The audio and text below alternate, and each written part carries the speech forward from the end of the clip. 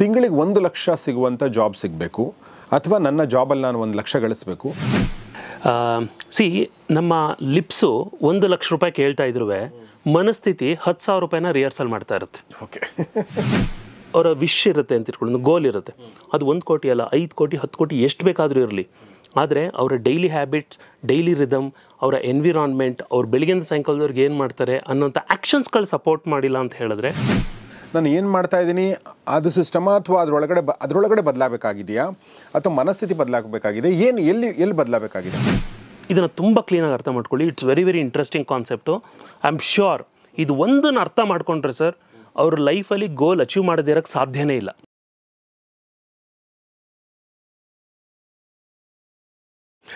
ಸ್ನೇಹಿತರೆ ನಮಸ್ಕಾರ. ಗೌರಿ ಶಕ್ಕಿ ಸ್ಟುಡಿಯೋದ ವಿಶೇಷ ಕಾರ್ಯಕ್ರಮ ಮಾನಸ ಸರೋವರ, ನಿಮಗೆಲ್ಲ ಆತ್ಮೀಯ ಸ್ವಾಗತ. ನಾನು Gauri ಶಕ್ಕಿ.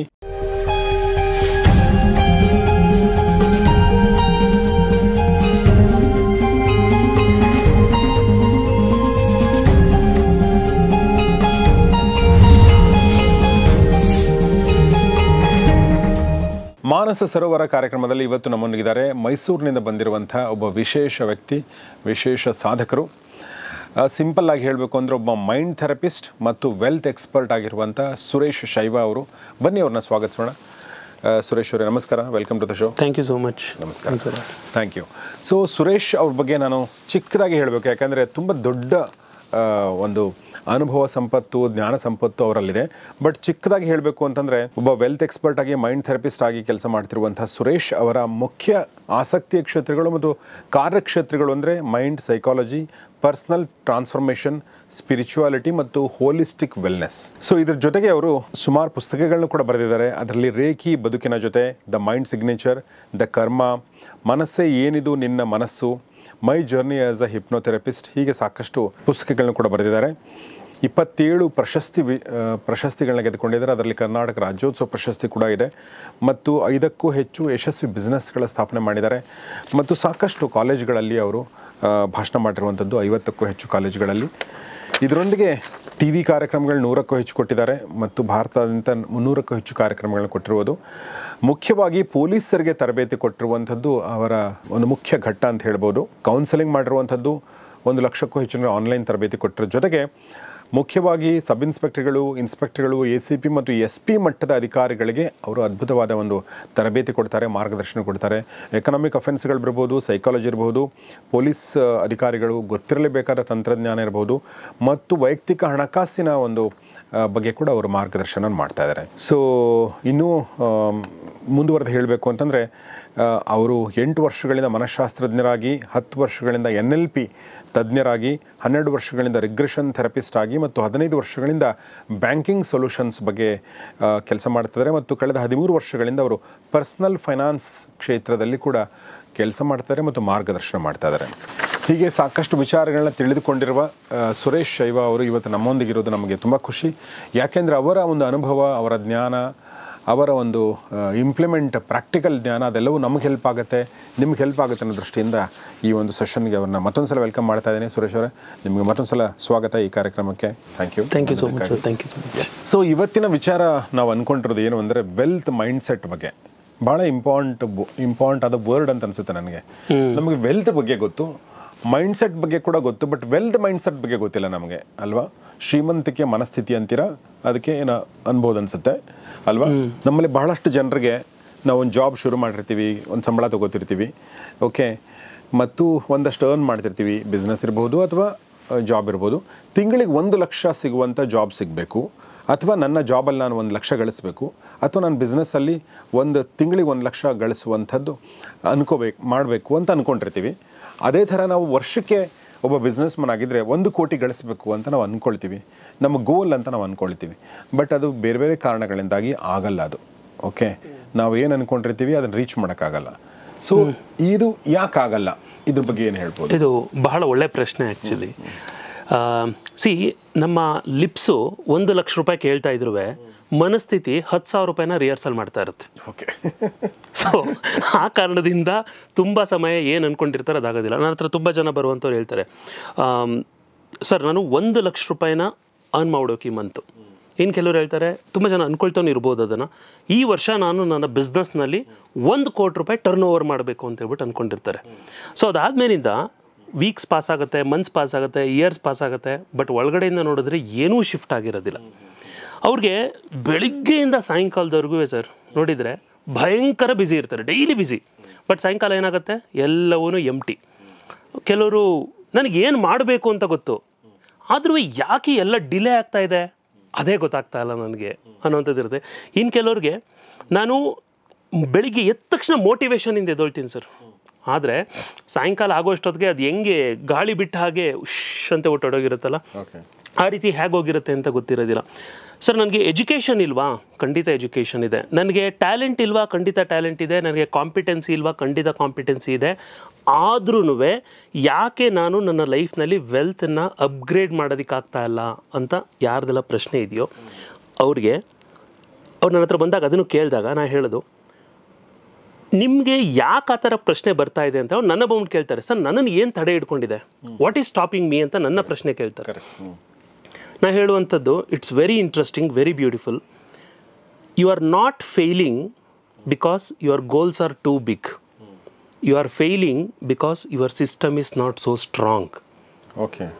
That is why people will fail. ಅವ್ರು 1 ಲಕ್ಷ ಮಾಡಬೇಕಾಗಿರಲಿ, 1 ಕೋಟಿ ಮಾಡಬೇಕಾಗಿರಲಿ, ಅವರ ಸಿಸ್ಟಮ್ ವೀಕ್ ಇತ್ತು ಅಂತ ಹೇಳಿದ್ರೆ 100% ಅವ್ರು ಏನು ಅಂದ್ಕೊಂಡಿರ್ತಾರೆ ಅದನ್ನು ಮಾಡೋದು ತುಂಬ ಕಷ್ಟ ಆಗೋಗುತ್ತೆ. ಓಕೆ, ಬಟ್ ಇದು ಸಿಸ್ಟಮ್ ಅಂದರೆ ಬೇಸಿಕಲಿ ನೀವು ಹೇಳ್ತಾ ಇರೋದಂದರೆ 1 ಕೋಟಿ ಅಲ್ಲ, ನೀವು 100 ಕೋಟಿ ಕೇಳಿದ್ರು ಕೂಡ ನೇಚರ್ಗೆ ದೊಡ್ಡದೇನಲ್ಲ ಕೊಡೋದು ಆ್ಯಕ್ಚುಲಿ ಅಲ್ವಾ? 100%. ನಮ್ಮ ಇನೆಬಿಲಿಟಿಯಿಂದ, ನಮ್ಮ ಸಣ್ಣ ಗುರಿಗಳಿಂದ ನಾವು ಸಣ್ಣದು ಕೇಳ್ತೀವಿ. But to start with correct ಆಗಿದೆ. 1 ಲಕ್ಷ ಅಥವಾ 1 ಕೋಟಿ ಅನ್ನೋದು ವರ್ಷಕ್ಕೆ ಅನ್ನೋದು ಕರೆಕ್ಟ್ ಆಗಿದೆ ಅಂತ ಅನ್ಕೋಣ. ಸೊ ಇಲ್ಲಿ ಸಿಸ್ಟಮ್ಸ್ ಅಂತ ನೀವು ಹೇಳಿದ್ರಿ, ಗೋಲ್ ದೊಡ್ಡದಲ್ಲ, ನಿಮ್ಮ ಸಿಸ್ಟಮ್ಸೇ ನಿಮ್ಮನ್ನು ತಡೆ ಹಿಡಿತಾ ಇದೆ ಅಥವಾ ಬ್ಲಾಕ್ ಮಾಡ್ತಾ ಇದೆ ಅಂತೇಳಿ. ಹಾಗಂದ್ರೆ ಏನು, ಮತ್ತು ಅದು ಗೊತ್ತಾಗೋದು ಹೇಗೆ ನಮ್ಮನ್ನು ಸಿಸ್ಟಮ್ ಬ್ಲಾಕ್ ಮಾಡ್ತಾ ಇದೆ ಅಂತ ಹೇಳಿ?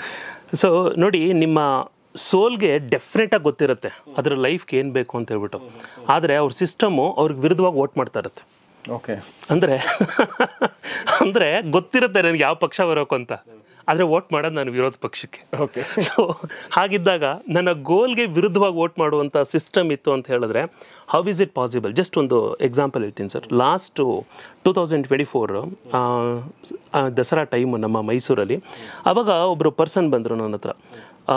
ಅಂದರೆ ಒಬ್ಬರು ರೆಫರೆನ್ಸಿಂದ ಬಂದಿದ್ದು. ಅಂದರೆ ಹಿ ವಾಸ್ ಸೋ ಡೆಸ್ಪರೇಟ್, ನಂಗೆ ಅಪಾಯಿಂಟ್ಮೆಂಟ್ ಬೇಕೇ ಬೇಕು ಅಂತ ಹೇಳ್ಬಿಟ್ಟು ಆಫೀಸಲ್ಲೆಲ್ಲ ಫೈಟ್ ಮಾಡಿ ಅಪಾಯಿಂಟ್ಮೆಂಟನ್ನು ತೊಗೊಂಡು ಬಂದಿದ್ದರು. ಸೊ ಏನಂದರೆ ಆ ವ್ಯಕ್ತಿದು ಒಂದು ಇಂಟೆನ್ಷನ್ ಏನು ಬರೆದಿದ್ರು ಅಂತ ಹೇಳಿದ್ರೆ, ನನಗೆ 1 ಕೋಟಿ ರೂಪಾಯಿ ಈ ವರ್ಷ ನಾನು ಬಿಸ್ನೆಸ್ನಲ್ಲಿ ಅಪ್ಗ್ರೇಡ್ ಆಗಬೇಕು ಅಂತ ಹೇಳ್ಬಿಟ್ಟು ಬರ್ಕೊಂಡಿದ್ರು. ಇದನ್ನು ನಾನು ಬರ್ಕೊಂಡಿದ್ದೀನಿ ಸರ್ ಅಂದೇಳ್ಬಿಟ್ಟು ನಾ ಕೇಳಿದೆ, ಸರಿ ಸರ್ ಆಯ್ತು, it's a very beautiful intention. ನೀವೇನು 1 ಕೋಟಿ ಮಾಡಬೇಕು ಅಂತ ಅಂದ್ಕೊಂಡಿದ್ದೀರಾ, really I am so happy. But ನೀವು ಮಾಡೋದಕ್ಕೆ ಏನು ನಿಮ್ಮನ್ನು ತಡೆ ಹಿಡಿತಾ ಇದೆ ನೀವೇ ಹೇಳಿ ಅಂತ ಹೇಳ್ಬಿಟ್ಟು. ಓಕೆ ಸರ್, ನನಗದು ಗೊತ್ತಿದ್ರೆ ನಾನು ಯಾಕೆ ಸರ್ ನಿಮ್ಮ ಹತ್ರ ಬರ್ತಾ ಇದ್ದೆ, ನೀವೇ ಹೇಳಬೇಕಲ್ವಾ ಸರ್ ಅಂತ. Okay, let's not guess let's audit ಅಂತ ಹೇಳ್ಬಿಟ್ಟು ಅವ್ರಿಗೆ ಹೇಳಿದೆ. ಅಂದರೆ ನಿಮ್ಮ ಸಿಸ್ಟಮ್ ಏನಿದೆ ಟ್ರೈ ಮಾಡೋಣ ಅಂತೇಳಿ ನಾನು ಅವ್ರಿಗೆ ಸರ್ ಒಂದು ಶೀಟ್ ಆಫ್ ಪೇಪರು ಮತ್ತು ಒಂದು ಪೆನ್ ಕೊಟ್ಟೆ. ನಾನು ಅವ್ರಿಗೆ ಹೇಳಿದಿಷ್ಟೇ, ಈ ವಾರ ನಿಮಗೆ ನೆನಪಿರುವಂಗೆ ಯಾವುದಾದ್ರು ಒಂದು ರ್ಯಾಂಡಮ್ ಡೇ ತೊಗೊಳ್ಳಿ, ನೀವು ಮಾರ್ನಿಂಗಿಂದ ಸಾಯಂಕಾಲ ತನಕ ಏನು ಮಾಡ್ತೀರಾ ಅನ್ನೋಂಥದ್ದನ್ನು ಬರೀರಿ ಅಂತ ಹೇಳಿದೆ. Then I took some day. Then I said ನಾನು ಮಾರ್ನಿಂಗ್ ಎದ್ದೆ. ಅಂದರೆ ನಾನು ಹೇಳಿದೆ pin to pin detail try ಮಾಡಿ ಬರೀಲಿಕ್ಕೆ ಅಂತ. ಮಾರ್ನಿಂಗ್ ಎದ್ದೆ, ಬೆಳಿಗ್ಗೆ ಎದ್ದ ತಕ್ಷಣ ದೇವ್ರ ಮುಖ ನೋಡಬೇಕು ಅಂತೇಳಿ ಪಕ್ಕದಲ್ಲೇ ನಾನು ಮೊಬೈಲ್ ಇಟ್ಕೊಂಡಿದ್ದೆ. ಮೊಬೈಲ್ ಓಪನ್ ಮಾಡಿದೆ. ಅದಾದ್ಮೇಲೆ ಯಾವುದೋ ಇನ್ಸ್ಟಾಗ್ರಾಮ್ ನೋಟಿಫಿಕೇಷನ್ ಇತ್ತು, ಅದನ್ನು ಅಟೆಂಡ್ ಮಾಡಿದೆ. ಅದಾದಮೇಲಿಂದ ವಾಪಸ್ಸು ನಾನು ರೆಸ್ಟ್ ರೂಮ್ಗೆ ಹೋಗಿ ಫ್ರೆಶ್ ಅಪ್ ಆಗಿ, ಸೊ ವಾಪಸ್ ಡಿಲೇ ಆಗೋಗ್ತಾ ಇತ್ತು. ಆಮೇಲಿಂದ ವಾಪಸ್ಸು ಆಫೀಸ್ಗೆ ಬ್ರೇಕ್ಫಾಸ್ಟ್ನ ಸ್ಕಿಪ್ ಮಾಡಿ ಹೊರಟೋದೆ ನಂದು ಬಿಸ್ನೆಸ್ ಏರಿಯಾಗೆ, ಅಂದರೆ ನನ್ನ ಬಿಸ್ನೆಸ್ ಆಫೀಸ್ಗೆ. ಅದಾದಮೇಲಿಂದ ಸ್ವಲ್ಪ ಹೊತ್ತಾದಮೇಲಿಂದ ಒಂದು ಮೇಲ್ ಬಂತು ಕ್ಲೈಂಟ್ದು, ಅದಕ್ಕೆ ನಾನು ರಿಪ್ಲೈ ಮಾಡಿದೆ. ಅದಾದಮೇಲೆ ನನ್ನ ಫ್ರೆಂಡ್ ಜೊತೆಗೆ ಒಂದು ಅಷ್ಟೊತ್ತು ಮಾತಾಡಿದೆ. ತಿರ್ಗಾ ವಾಪಸ್ಸು ಮಧ್ಯಾಹ್ನ ಆಯಿತು, ಎಲ್ಲರ ಜೊತೆ ಲಂಚ್ಗೆ ಹೋದೆ. ಸಾಯಂಕಾಲ ಹತ್ತಿರದಲ್ಲ ಆಯಿತು, ಅಷ್ಟೊತ್ತಿಗೆ ಎಲ್ಲರ ಜೊತೆ 1-2 ಮೀಟಿಂಗ್ ಮಾಡಿದೆ. ಸೊ ಸಾಯಂಕಾಲ ಆಗುವಷ್ಟೊತ್ತಿಗೆ ನೋಡ್ತೀನಿ ಟೈಮ್ ಆಗೋಗಿತ್ತು. ಆಮೇಲೆ ನಿಮ್ಮ ಹತ್ರ ಅಪಾಯಿಂಟ್ಮೆಂಟ್ ಫಿಕ್ಸ್ ಮಾಡಿಕೊಂಡು ವಾಪಸ್ ಇಲ್ಲಿಗೆ ಬರಬೇಕಾದಂಥ ಪರಿಸ್ಥಿತಿ ಬಂತು ಅಂತೇಳಿ. ಅವರೆಲ್ಲ ಅದನ್ನು ಮುಗಿಸಿ ಬರೆದಾದ್ಮೇಲಿಂದ ನಾನು ಅವ್ರಿಗೆ ಅವ್ರ ಪೇಪರನ್ನು ತೋರಿಸ್ಬಿಟ್ಟು ಹೇಳಿದ್ದು, ಸರ್ ಇದೇ ರೊಟೀನು ನೀವು ಯೂನಿವರ್ಸ್ಗೆ ನೈವೇದ್ಯ ಮಾಡ್ತಾ ಇರೋದು ಅಂತ. ನೀವು ಈ ಎನರ್ಜಿನ ಇಟ್ಕೊಂಡು ನಿಜವಾಗ್ಲೂ ಹಾನೆಸ್ಟಾಗಿ ನಿಮ್ಮ ಹೃದಯದ ಮೇಲೆ ಕೈ ಇಟ್ಟು ಹೇಳಿ, ನೀವು 1 ಕೋಟಿ ರೂಪಾಯಿ ಬಿಸ್ನೆಸ್ಸನ್ನು ಈ ವರ್ಷ ಬಿಲ್ಡ್ ಮಾಡೋದಕ್ಕಾಗತ್ತಾ? ಬಿಕಾಸ್ ಮಾರ್ನಿಂಗ್ ಎದ್ದಾಗಿಂದ ಈವ್ನಿಂಗ್ ತನಕನೂ ನೀವು ಬ್ಯುಸಿ ಇದ್ರಿ, ಆದರೆ evening completely it was not productive. ಅಂದರೆ ತುಂಬ ಜನ ಏನು ಮಿಸ್ಟೇಕ್ ಮಾಡ್ತಿರ್ತಾರೆ ಅಂತ ಹೇಳಿದ್ರೆ, ಬೆಳಿಗ್ಗೆ ಎದ್ದಾಗಿಂದ ಸಾಯಂಕಾಲ ತನಕ ತಮ್ಮ ರೊಟೀನ್ ಇರುವಂಥದ್ದೇ ಡಿಫ್ರೆಂಟು, ಆದರೆ ಕೇಳ್ತಾ ಇರುವಂಥ ಲಿಪ್ಸು, ಆ ಪ್ರೇಯರ್ ಇದೆಯಲ್ಲ ಅದೇನೇ ಡಿಫ್ರೆಂಟು. ಇವೆರಡಕ್ಕೂ ನಾನು ನಿಮ್ಗೆ ಹೇಳಿದ್ನಲ್ಲ, ಅಂದರೆ ಸಿಸ್ಟಮೇ ಅದಕ್ಕೆ ವಿರುದ್ಧವಾಗಿ ಓಟ್ ಮಾಡ್ತಾರೆ. ಅವ್ರು ಬರೆದಿರುವಂಥ ಅಷ್ಟು ಲಿಸ್ಟಲ್ಲಿ ಸರ್, ನೀವು ಅಬ್ಸರ್ವ್ ಮಾಡಿದರೆ ಎಲ್ಲೂ ಅವರ ಗೋಲ್ ಟುವರ್ಡ್ಸ್ ಹೋಗುವಂಥ ಒಂದೇ ಒಂದು ಆ್ಯಕ್ಷನ್ ಪಾಯಿಂಟ್ಸ್ಗಳು ಇರಲಿಲ್ಲ ಅದರಲ್ಲಿ. ಇದನ್ನೇ ನಾನು ಸಿಸ್ಟಮ್ ಅಂತ ಹೇಳ್ಬಿಟ್ಟು ಹೇಳುವಂಥದ್ದು.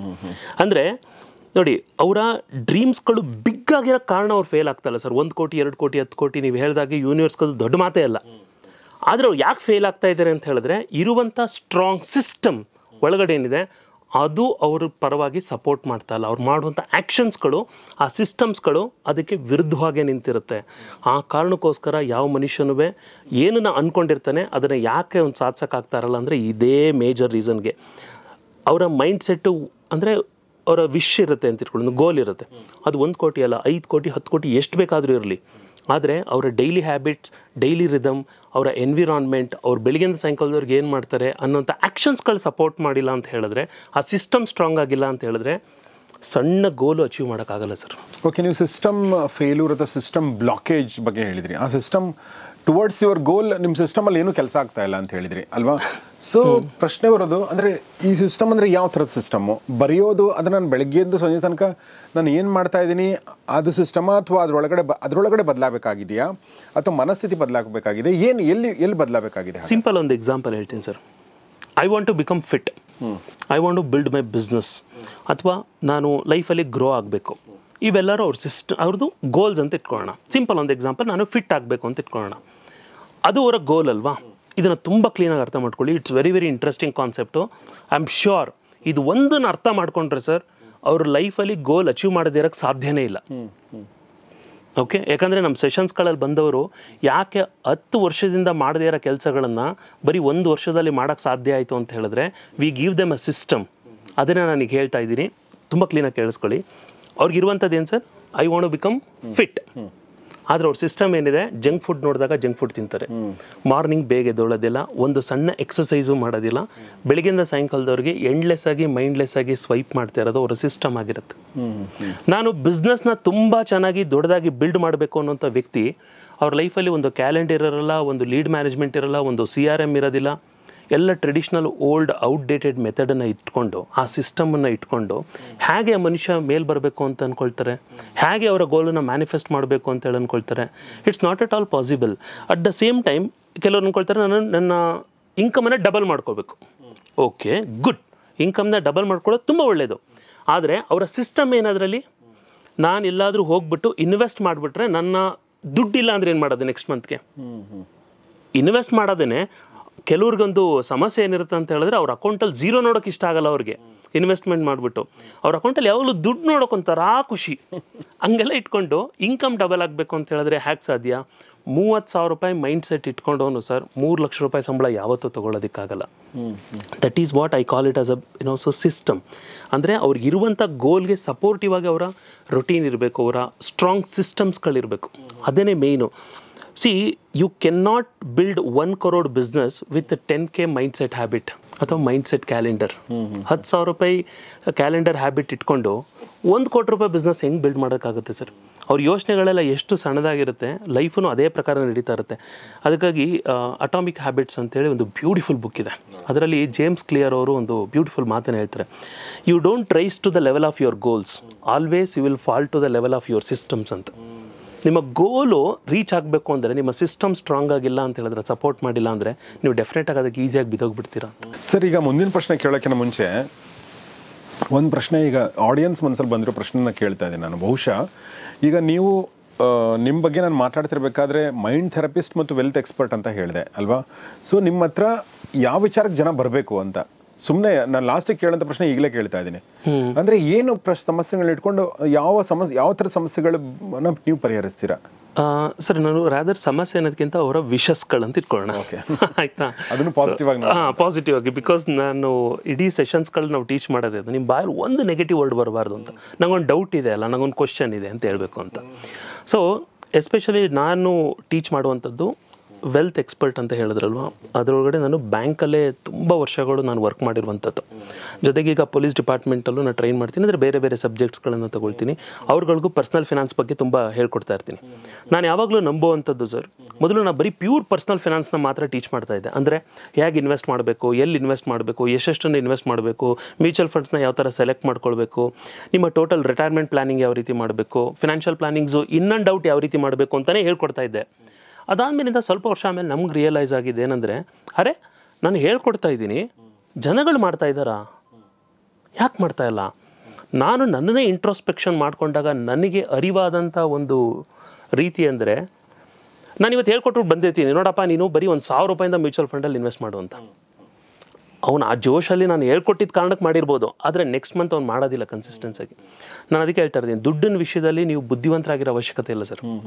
ದುಡ್ಡಿನ ವಿಷಯದಲ್ಲಿ ಡಿಸಿಪ್ಲಿನ್ಡ್ ಆಗಿರಬೇಕು. ಸೊ ಅವ್ರಿಗೆ ಯಾಕೆ ಈ ಡಿಸಿಪ್ಲಿನ್ ಬರ್ತಾ ಇಲ್ಲ? ನಾನು ತುಂಬ ಯೋಚನೆ ಮಾಡಿದಾಗ ನನಗೆ ಒಳಗಡೆಯಿಂದ ಒಂದು ಫ್ಲ್ಯಾಶ್ ಆಗಿದ್ದು, ಓಕೆ ಮನುಷ್ಯನ ಮನಸ್ಥಿತಿ ಸರಿ ಹೋಗೋ ತನಕನೂ ಅವನಿಗೆ ನಾನು ಪಕ್ಕದಲ್ಲೇ ಕೂತ್ಕೊಂಡು ಏನು ಹೇಳ್ಕೊಟ್ರು ವರ್ಕ್ ಆಗಲ್ಲ ಅದು. ಸೊ ಹಾಗಾಗಿ ಪ್ಯೂರ್ ಪರ್ಸ್ನಲ್ ಫಿನಾನ್ಸನ್ನು ನಾನು ಇವಾಗಲೂ ಅದನ್ನು ಟೀಚ್ ಮಾಡ್ತೀವಿ. ಆದರೆ ಫಸ್ಟು ನಾನು ಏನನ್ನು ರೆಡಿ ಮಾಡ್ತೀನಿ ಅವ್ರಿಗೆ ಅಂತ ಹೇಳಿದ್ರೆ ಮನಸ್ಥಿತಿ, ಮೈಂಡ್ಸೆಟ್, ವೆಲ್ತ್ ಮೈಂಡ್ಸೆಟ್. ಯಾಕಂದರೆ ನಾನು ನಿಮಗೆ ಒಂದು ಕಾನ್ವರ್ಸೇಷನ್ ಒಂದು ಹೇಳ್ತಾ ಇದ್ದೆ, ಅಂದರೆ ಭಗವಂತ ಕೃಷ್ಣ ನನ್ನ ಗ್ರೇಟೆಸ್ಟ್ ಮೆಂಟರ್. ಅವನು ಆತ ಅರ್ಜುನನಿಗೆ ಡೈರೆಕ್ಟಾಗಿ ಹೋಗ್ಬಿಟ್ಟು ಯುದ್ಧ ಮಾಡೋಕ್ಕೆ ಬಿಡಲಿಲ್ಲ. ಫಸ್ಟು ಅವ್ನ ಮನಸ್ಥಿತಿನ ಸರಿ ಮಾಡ್ದ, ಅದಾದಮೇಲಿಂದ ಅವ್ನಿಗೆ ಯುದ್ಧನ ಪ್ರಾಪರಾಗಿ ಮಾಡ್ಲಿಕ್ಕಾಯ್ತು. ಅದಕ್ಕೆ ನಾವು ಅರ್ಜುನನ ಎನ್ಲೈಟೆಂಡ್ ವಾರಿಯರ್ ಅಂತ ಹೇಳ್ಬಿಟ್ಟು ಕರಿತೀವಿ, ಅರಿವಿಂತ ಯುದ್ಧ ಮಾಡಿದಂಥ ಯೋಧ. ಹಾಗೆಯೇ ಯಾವಾಗ ನಾನು ಮೈಂಡ್ ಸೆಟ್ಟನ್ನು ಸರಿ ಮಾಡಿಲ್ಲ ಅಂತ ಹೇಳಿದ್ರೆ ನಾನು ಏನು ಹೇಳ್ಕೊಟ್ರು ವರ್ಕ್ ಆಗಲ್ಲ. ಹಾಗಾಗಿ I started teaching about the mind set, because ನನ್ನ ಸೈಕಾಲಜಿ ಬ್ಯಾಕ್ಗ್ರೌಂಡು. ಸೊ NLP ಟೆಕ್ನಿಕ್ಸ್ಗಳ ಮುಖಾಂತರ ಮೈಂಡ್ ಸೆಟ್ನ ಯಾವ ರೀತಿ ಸರಿ ಮಾಡ್ಕೊಳ್ಬೇಕು ಅಂತ ಹೇಳ್ಕೊಡಕ್ಕೆ ಸ್ಟಾರ್ಟ್ ಮಾಡಿದೆ. ಅದಾದಮೇಲಿಂದ ಸ್ಪಿರಿಚುವಲ್ ಕನೆಕ್ಟ್, ಬಿಕಾಸ್ ಹೈಯರ್ ಕಾನ್ಷಿಯಸ್ನೆಸ್ಗೆ ಕನೆಕ್ಷನ್ ಇಲ್ದೇನೆ, ಹೈಯರ್ ಇಂಟೆಲಿಜೆನ್ಸ್ ಜೊತೆಗೆ ಆ್ಯಕ್ಸಸ್ ಇಲ್ದೇನೆ ಏನು ಮಾಡಿದ್ರೂ ಅದು ವರ್ಕ್ ಆಗಲಿಕ್ಕಿಲ್ಲ. ಮನುಷ್ಯ ತನ್ನ ಈಗೋಯಿಂದ ಏನು ಮಾಡಿದ್ರೂ ಅದು ಆಗಲಿಕ್ಕಿಲ್ಲ. ಹಾಗಾಗಿ ಭಗವಂತ ಕೃಷ್ಣ ಒಂದು ಮಾತು ಹೇಳ್ತಾನೆ, ಜಗತ್ತಿನಲ್ಲಿ ಎಲ್ಲವನ್ನು ನಾನು ಮಾಡ್ತಾ ಇದ್ದೀನಿ ಅಂತ ಯಾರು ಅಂದ್ಕೊಳ್ತಾನೋ ಅವನು ಜಗತ್ತಿನಲ್ಲಿ ಏನೂ ಮಾಡಲಾರ. ಆದರೆ ಏನೂ ನಾನು ಮಾಡ್ತಾ ಇಲ್ಲಪ್ಪ, ಎಲ್ಲ ಮೇಲಿರೋನು ಮಾಡ್ತಾ ಇದ್ದಾನೆ ಅಂತ ಯಾರು ಅಂದ್ಕೊಳ್ತಾನೋ ಅವನು ಜಗತ್ತಿನಲ್ಲಿ ಶ್ರೇಷ್ಠವಾಗಿರೋದನ್ನು ಸಾಧಿಸಬಲ್ಲ ಅಂತ. ಹಾಗೆ ನೀವು ಫಿನಾನ್ಸ್ ಮಾಡಬೇಕಂತೇಳಿ ಪರ್ಸ್ನಲ್ ಫಿನಾನ್ಸ್ ಮಾಡೋದಕ್ಕಿಂತ ಮುಂಚೆನೇ ಹೈಯರ್ ಇಂಟೆಲಿಜೆನ್ಸ್ ಜೊತೆಗೆ ಕನೆಕ್ಟ್ ಆಗುವಂಥದ್ದು ಇಂಪಾರ್ಟೆಂಟು.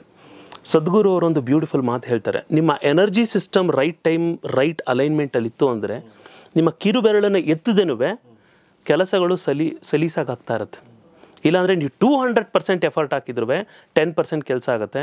ಕೆಲವು ಟೈಮ್ ನೀವು ಬರೀ 10% ಎಫರ್ಟ್ ಹಾಕಿದ್ರೆ 200% ಕೆಲಸ ಆಗೋದು ಯಾವಾಗ ಅಂದರೆ ನಿಮ್ಮ ಎನರ್ಜಿ ಸಿಸ್ಟಮ್ ಅಲೈನ್ ಆಗಿದ್ದಾಗ. ಸೊ ಹಾಗಾಗಿ ಈ ಎನರ್ಜಿ ಸಿಸ್ಟಮ್ನ ಅಲೈನ್ ಮಾಡ್ಕೋಬೇಕು. ಇದಾದ್ಮೇಲಿಂದ ಪರ್ಸ್ನಲ್ ಫಿನಾನ್ಸು ಸರ್, ಏನು ಮಾಡಬೇಕು, ನಾನು ರಿಟೈರ್ಮೆಂಟ್ ಪ್ಲಾನಿಂಗ್ ಹೇಗೆ ಮಾಡಬೇಕು, ಎಲ್ಲೆಲ್ಲಿ ನಾನು ಇನ್ವೆಸ್ಟ್ ಮಾಡಬೇಕು ಅನ್ನುವಂಥದ್ದೆಲ್ಲ ಲೇಟ್ರ್ ಪಾರ್ಟಲ್ಲಿ ಬರುತ್ತೆ.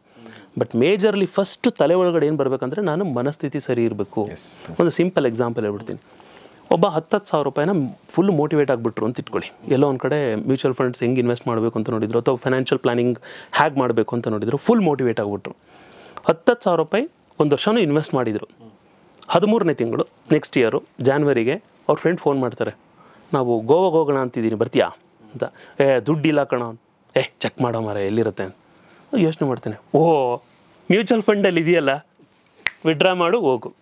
ಅಂದರೆ ನೀವು ಅರಿವಿಲ್ಲದೆ, ಅಂದರೆ ಗೋಲ್ ಇಲ್ಲದೆ ಸೆಟ್ ಮಾಡಿದಂಥ ಅಮೌಂಟು ಅರಿವಿಲ್ಲದೆ ಕಳೆದೋಗ್ಬಿಡುತ್ತೆ. ಸೊ ಹಾಗಾಗಿ ನಿಮ್ಮ ಗೋಲ್ ಇಟ್ಕೊಂಡೇ ಇರುವಂಥ ಯಾವುದೇ ಇನ್ವೆಸ್ಟ್ಮೆಂಟ್ಗೆ ಶಾಶ್ವತವಾಗಿರಲ್ಲ. ಈಗ ನೋಡಿ ಒಬ್ಬರು EPF, ಅದು ರಿಯಲ್ ಸೇವಿಂಗ್ಸ್ ಅವ್ರಿಗೆ, ಯಾಕಂದರೆ ಆ್ಯಕ್ಸೆಸ್ಸೇ ಸಿಗಲ್ಲ ಅವ್ರಿಗೆ. ಕರೆಕ್ಟ್. ಸೊ ಅದು ಅವ್ರ ಆ್ಯಕ್ಚುಯಲ್ ಸೇವಿಂಗ್ಸ್, ಅಂದರೆ ಕೈಗೆ ಆ್ಯಕ್ಸೆಸ್ ಸಿಗೋದಿಲ್ವಾ, ಅದು ಅವರ ವೆಲ್ತ್ ಆಗಿರುತ್ತೆ. ಬಟ್ ಏನಂದರೆ ಜನಗಳು ದುಡ್ಡನ್ನ ಮಾತ್ರ ವೆಲ್ತ್ ಅಂದ್ಕೊಳ್ತಾ ಇರ್ತಾರೆ. No, it's about mind set, it's about skill set, it's about higher intelligence connection. ಜೊತೆಗೆ ಇವೆಲ್ಲದಕ್ಕೆ ಜೊತೆಗೆ ನೀವು ಪರ್ಸ್ನಲ್ ಫೈನಾನ್ಸ್ ಆಮೇಲಿಂದ ಮಾಡಿ. ಹಾಗಾಗಿ ನಮ್ಮ ಸೆಷನ್ಸ್ಗಳಲ್ಲೂ ಇನ್ಫ್ಯಾಕ್ಟು ಯಾಕೆ ಜನಗಳಿಗೆ ವಾವ್ ಅನಿಸುತ್ತೆ ಒಳಗಡೆಯಿಂದ ಅಂತ ಹೇಳಿದ್ರೆ, ನಾನು ಇವಾಗಲೇ ಹೇಳಿದ್ನಲ್ಲ, 10 ವರ್ಷದಿಂದ ಮಾಡೋಕ್ಕಾಗದೇ ಇರುವಂಥವ್ರು ಬರೀ 1 ವರ್ಷದಲ್ಲಿ ಯಾಕೆ ಮಾಡ್ತಾರೆ ಅಂತ ಹೇಳಿದ್ರೆ ರೀಸನ್ ಇಷ್ಟೇ. ಫಸ್ಟು ನಾನು ಅವ್ರಿಗೆ ಮೈಂಡ್ ಸೆಟ್ ಸರಿ ಮಾಡಿಸ್ತೀನಿ. ಅದಾದಮೇಲಿಂದ ಮೆಡಿಟೇಷನ್ಸು, ಟೀಚಿಂಗ್ಸು, ಸ್ಪಿರಿಚುವಲ್ ಎನ್ಲೈಟನ್ಮೆಂಟ್ಸು ಅವೆಲ್ಲ ಹೇಳ್ಕೊಡ್ತೀನಿ. ಆ್ಯಂಡ್ ತುಂಬ ಜನಕ್ಕೆ ಇದು ಆಶ್ಚರ್ಯ ಆಗ್ಬೋದು, ಒಂದು ಕಡೆಯಿಂದ ಫಿನಾನ್ಸ್ ಟೀಚ್ ಮಾಡ್ತೀನಿ, ಇನ್ನೊಂದು ಕಡೆಯಿಂದ ವೆಲ್ತ್ ಅಟ್ಯಾಚ್ ಆಗಬೇಡಿ ಅಂತ ಹೇಳ್ತೀನಿ. ಯಾವಾಗ ನೀವು ಡೆಸ್ಪರೇಟ್ ಆಗಲ್ವಲ್ಲ ಒಂದು ವಿಷಯಕ್ಕೆ, ಆವಾಗ ಅದು ಈಸಿಯಾಗಿ ಮ್ಯಾನಿಫೆಸ್ಟ್ ಆಗುತ್ತೆ. ಎಕ್ಸಾಕ್ಟ್ಲಿ. ಸೊ ಹಾಗಾಗಿನೇ ಅವ್ರಿಗೆ ನೀವು ಮಾಡುವಂಥದ್ದು ನೀವು ಮಾಡಿ ಬಿಟ್ಬಿಡಿ ಅಷ್ಟೇ, ಅದ್ರ ಬಗ್ಗೆ ನೀವು ಸಾಧಿಸೋಕೆ ಹೋಗಬೇಡಿ ಅಂತೇಳಿ. ಸರ್, ತುಂಬ ಅದ್ಭುತವಾಗಿ ನಿಮ್ಮ ವಿಚಾರಗಳನ್ನ ಹೇಳ್ತಾ ಇದ್ರು ನಾವು. ಮತ್ತೆ ನಾನು ವಾಪಸ್ ನಮ್ಮ 1 ಲಕ್ಷ ಸಂಬಳ ಮತ್ತು 1 ಕೋಟಿಯ ಅರ್ನಿಂಗ್ ಟರ್ನ್ ಓವರ್ ಅದ್ರ ಬಗ್ಗೆನೇ ವಾಪಸ್ ಬರೋದಾದರೆ, ಒಂದು ನೀವು ತುಂಬ ಚೆನ್ನಾಗಿ ಹೇಳಿದ್ರಿ, ನೀವು ಅಂದ್ಕೊಂಡಿದ್ದೀರಾ 1 ಲಕ್ಷ ಅಂಥೇಳಿ, ಬಟ್ ನಿಮ್ಮ ಸಿಸ್ಟಮ್ ಏನಿದೆ 10,000 ಇದೆ. ನೀವು 1 ಕೋಟಿ ಅಂತ ಟರ್ನ್ ಓವರ್ ಅಂದ್ಕೊಂಡಿದ್ದೀರಾ, ಬಟ್ ನಿಮ್ಮ ಸಿಸ್ಟಮ್ ಅದು 10 ಲಕ್ಷದಿದೆ. ಹೇಗೆ ಸಾಧ್ಯ ಅನ್ನೋ ಮಾತನ್ನು ಹೇಳಿದ್ರಿ. ಒಂದು ಸಿಸ್ಟಮಿಕ್ ಫೇಲ್ಯೂರ್ ಅಂತ ನೀವು ಹೇಳಿದ್ರಿ, ಸಿಸ್ಟಮಿಕ್ ಬ್ಲಾಕೇಜ್ ಅಥವಾ ಫೇಲ್ಯೂರು ಅಥವಾ ವಾಟ್ ಎವರ್. ಇದ್ರ ಜೊತೆಗೆ ಇನ್ನೊಂದು ವ್ಯಕ್ತಿತ್ವದಲ್ಲಿ ಏನಾದರೂ ಬದಲಾವಣೆ ಆಗಬೇಕಾ ಅನ್ನೋ ಪ್ರಶ್ನೆ ಬರುತ್ತೆ ಅಲ್ವಾ?